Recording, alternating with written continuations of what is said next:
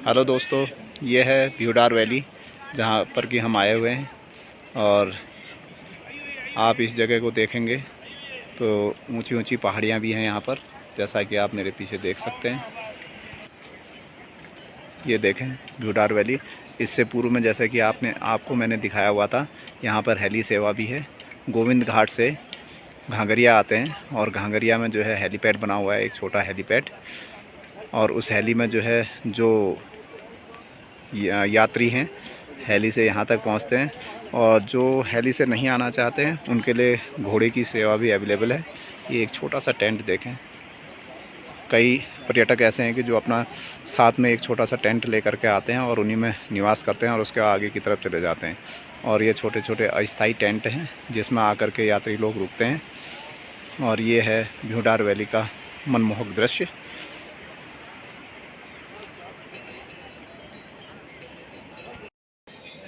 आज गोविंद घाट से 10 किलोमीटर की यात्रा करने के पश्चात मैं पहुंचा हूं भ्यूडार घाटी के घांगरिया नामक स्थान पर, जहां पहुंचने के पश्चात हमारे द्वारा डॉक्यूमेंट्री देखी गई। इस डॉक्यूमेंट्री का संपूर्ण विवरण वीडियो के माध्यम से आपको भेज रहा हूं। आशा करता हूं कि आपको यह डॉक्यूमेंट्री बहुत ही मन को लुभाने वाली लगेगी और आप इस वैली में आए बिना नहीं रह पाएंगे। धन्यवाद।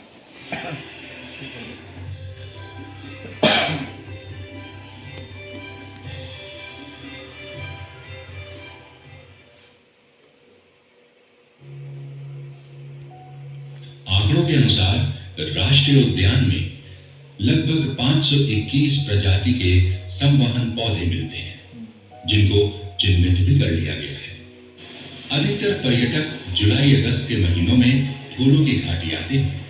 क्योंकि ये पर्यटक समय सीमा से बंधे होते हैं, इसलिए उन्हें साहित्य में वर्णित पौधों का, वनस्पति की विभिन्नता का और यहाँ के आवासियों का पूर्ण रूप से जायजा लेने का अवसर नहीं प्राप्त होता।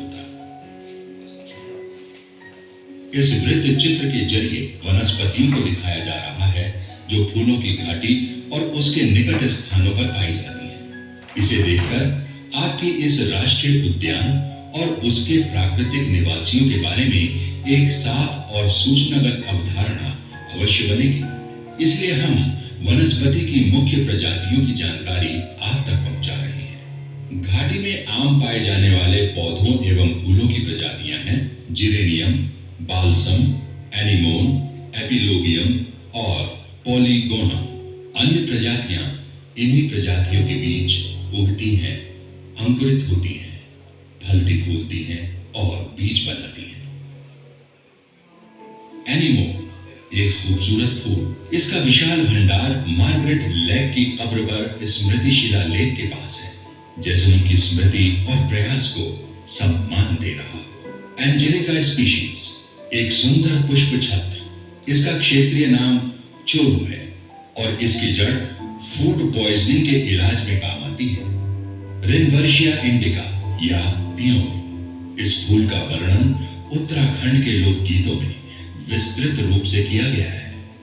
1800 मीटर की ऊंचाई में ये आम दिखलाई पड़ जाते हैं। प्रेमिका की सुंदरता की तुलना लोकगीतों में इन्हीं फूलों से की जाती है। बेक्यूला यूटिलिस। इसकी अंदरूनी छाल अपचन और बादी के रोगों की औषधियां बनाने के काम आती है। इसकी बाह्य छाल प्राचीन काल में महाग्रंथ लिखने के काम आती थी। ये भोजपत्र के नाम से विख्यात है और इस वृक्ष की छाल पर हमारे वेद लिपिबद्ध हुए। काल्था पॉलिस्ट्रस। बर्फ पिघलते ही यह पौधा उगना शुरू कर देता है। ये अधिकतर अधिक जल वाले या दलदली इलाके में उगता है और इसीलिए फूलों की घाटी के इस फूल को मार्श मैरीगोल्ड कहते हैं। इसका पौधा अल्प रक्तता और मस्से के इलाज के साथ साथ टिंचर बनाने के काम आता है।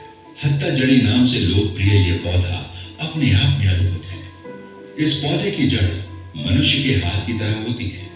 इस पौधे का गंध टॉनिक्स बनाने में काम आता है। इससे कामोद्दीपक द्रव्य भी बनता है। ये घाव को भी बहुत जल्दी ठीक करता है। जेरेनियम वॉलिचिन ये फूलों की घाटी का आम पुष्प है और काफी तादाद में पाया जाता है। इसका क्षेत्रीय नाम रतिजड़ी या सौरा है। इसकी जड़ से सिर दर्द, रूमेटिक पेन और घाव के उपचार की दवाएं बनती हैं। नॉर्डोस्टेचिस जटामासी मासी नाम से प्रसिद्ध इस पौधे के प्रकंद से सुगंधित अगरबत्ती एवं धूप तैयार की जाती है। इससे एपिलेप्सी और हिस्टीरिया की दवा भी तैयार की जाती है। फोडोफाइलम हेक्सेंड्रा या बनककड़ी ये एक उत्तम औषधीय पौधा है। इसके बीज कैंसर और सांस से संबंधित रोगों के लिए दवा बनाने में काम आते हैं। रियूम इमोटी या डोलू और रियूम वेबियानम या आर्चा इस पौध की जड़ आंतरिक चोटों और सिर दर्द में रामबाण है। सोलिडागो विरगोरिया या गोल्डन रॉड के नाम से लोकप्रिय ये पौधा मूत्रवर्धक या ड्यूरेटिक है। पुराने कैंसर के लिए भी इससे दवाएं बनती है। वायोला बाइफ्लोरा की जड़ें और फूल वमनकारी, श्वेतकारी और प्रतिएठनकारी गुणों से युक्त है। एरिसेमा टॉर्टुसा और एरिसेमा यूटाइली इनका आम नाम है कोबरा लिली और ये पौधे घांगरिया से 3 किलोमीटर पहले बहुतायत में पाए जाते हैं। पर्यटक जब पहली बार इनसे होता है तो वे सांप के भ्रम में इनसे डर जाते हैं। दुर्भाग्यवश बहुत से पर्यटक और यात्री इन्हें तोड़कर अपने बैग और बोतलों को सजाने के काम में लाते हैं। इम्पेशंस प्रजाति का बालसम क्षेत्रीय भाषा में इसे गुल मेहंदी कहा जाता है। ये वर्षा ऋतु में इस क्षेत्र में बहुत अधिक संख्या में आम पाया जाता है। ये फूल पूरी घाटी को गुलाबी रंग से सजा देता है। वर्जीनिया सिलिएटा इसका नाम सिलपाड़ी है। ये शुरू में खिलने वाले फूलों की प्रजाति है।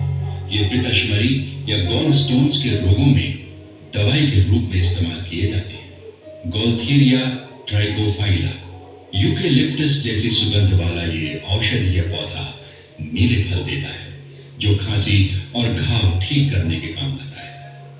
हेकेलिया अनसिनाटा ये नीला फूल फॉरगेट मी नॉट के नाम से भी जाना जाता है। ये फूलों की घाटी के रास्ते पर आम दिखलाई पड़ जाते हैं, जैसे फूलों की घाटी के मेहमानों को और पर्यटकों को फॉरगेट मी नॉट का संदेश दे रहे हैं। कैंपान्युला लैटिफोलिया इसको लार्ज बेल फ्लावर के नाम से भी जाना जाता है।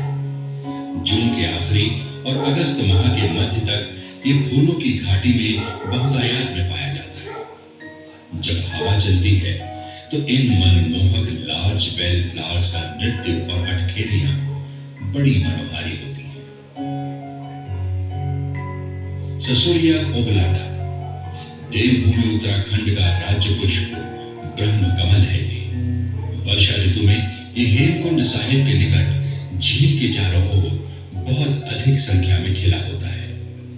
इसकी सुगंध बहुत खुशनुमा होती है। इसकी अन्य प्रजातियां हैं गॉसिपिफोरा, कोस्टस, सिम्पसोनियाना और नेबलेंसिस। इस पौधे का फूल औषधीय गुणों से भरपूर है और ये प्रजनक विकारों को दूर करता है। पर्वतीय पौधे अपने चटख रंगों के लिए भी प्रसिद्ध हैं और अधिकतर कम तापमान वाले पर्यावरण में कीट परागण को बढ़ाने का एक अनुकूल माध्यम है। मार्च अप्रैल में खिलने वाला चटक लाल रंग और कभी कभी गुलाबी रंग का फूल बुरांस। यहाँ के रंग बिरंगे जंगलों को ये फूल अनोखी शेड से भर देता है। इस समय में क्षेत्रीय लोग रेड एर्बोरियम के फूल तोड़कर इससे मूत्रवर्धक रस बनाते हैं। औषधीय गुणों से भरपूर ये रस रक्त शोधक है। ब्लू पॉपी इसको हिमालयी फूलों की रानी भी कहा जाता है। घाटी की ढलान पर यह प्रजाति कम और हेमकुंड साहिब के मार्ग पर बहुत बड़ी संख्या में इस प्रजाति के फूल पाए जाते हैं। ये नीले रंग का कोमल पुष्प कांटों से युक्त है और पथरीले क्षेत्र में अधिक उगता है।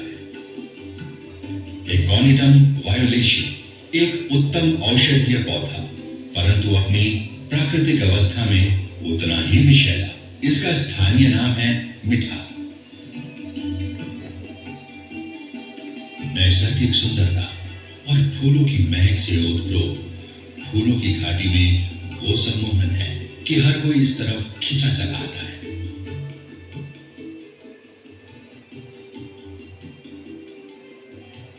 यहाँ पर पाई जाने वाली वनस्पतियों में छिपी है अकूत औषधीय संपत्ति, और वर्तमान में जो दबाव यहाँ पर पड़ रहा है उससे सभी भली भांति परिचित है। पर्यावरण प्रदूषण और अति उपयोग के चलते जहाँ अनेक औषधीय जड़ी बूटियां विरल हो रही हैं, वहीं कुछ लुप्त होने की कगार पर पहुंच चुकी है। ये राष्ट्रीय उद्यान हमें शहरी प्रदूषण, व्यस्तता और शोर से निजात दिलाता है, चाहे कुछ सप्ताह के लिए ही सही। बादलों का बनना और धुंध का हिमाच्छादन अपनी आगोश में समेटना और स्वच्छ स्वस्थ ठंडी पर्वतीय बयार की वो सुमधुर आवाज जब वो सूखे पौधों या दर्रे से टकराती है, इनका एहसास हृदय, शरीर और आत्मा को एक नई ऊर्जा से भर देता है। यहाँ प्रकृति अपने पूरे शबाब पर है। ऐसा लगता है प्रकृति के पास जो भी मूल्यवान जेवर और गहने थे, वो फूलों की घाटी पर उसने दिल खोल कर न्यौछावर कर दिए। शब्द व्यर्थ हैं इस सुंदरता को परिभाषित करने के लिए। इस जादू को देखने के लिए तो बस आपको फूलों की घाटी में होना चाहिए। यहाँ आकर देखें कैसे चमकती हुई वर्षा की बूंदें जब रोजा मैक्रोफाइला पर गिरती हैं, तो लगता है जैसे रात में नभ के तारे चमकते हों। ऋतु परिवर्तन घाटी का श्रृंगार बदलती है। इसकी खुशबू और रंग सब बदलते हैं। हर 2-3 सप्ताह में ये कुछ अलग दिखलाई पड़ती है, और ये परिवर्तन और बदलाव का सिलसिला चलता रहता है, निरंतर, निर्विरोध। इस परिवर्तनशील घाटी में अगर नहीं बदलता तो वो है इसका आकर्षण, इसका सम्मोहन, इसका रहस्य और इसका जादू। ये जादू बुलाता है हर उसको जिसे प्रकृति से प्रेम है, जो इस धरती पर स्वर्ग देखने की इच्छा रखता है, और उसी इच्छा शक्ति के चलते वो खिंचा चला आता है यहाँ उस प्रकृति के लबालब प्याले को पीने के लिए जिसका नाम है फूलों की घाटी। और यहाँ